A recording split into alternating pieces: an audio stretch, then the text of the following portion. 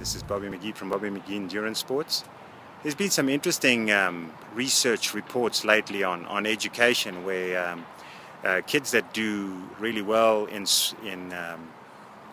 academics at school in the training environment are not necessarily the same kids that perform well on standardized tests.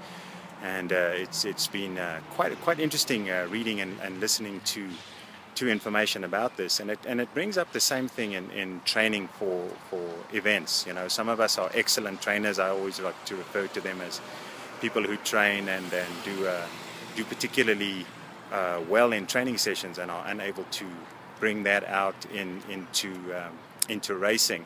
And that certain individuals who are solid trainers, average trainers, but they seem to be able to find the ability to race very, very well and get a lot out of themselves.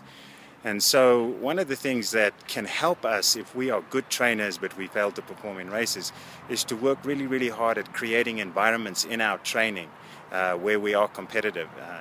Again, similarly in these studies with the kids, they found that things like spelling bees, which were enjoyable and where the stress was variable, and sometimes it was high stress and sometimes it was low stress, but it was a competitive environment, prepared the kids better. And similarly, you know, some of your training sessions have to be completely easy and relaxed and very, very low stress, and some of your more stressful workouts, you need to create an environment which not only meets the stress levels that you might expect in a race, but should exceed them as well.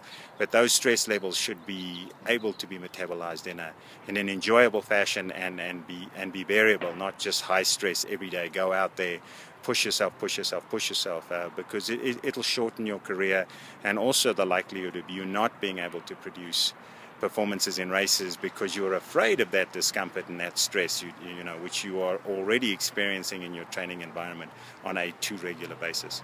So, you know, mix in the stress, vary the stress, move it up and down, distinguish between physical stress, mental stress, emotional stress, and in that way prepare yourself for your best performance. Good luck out there.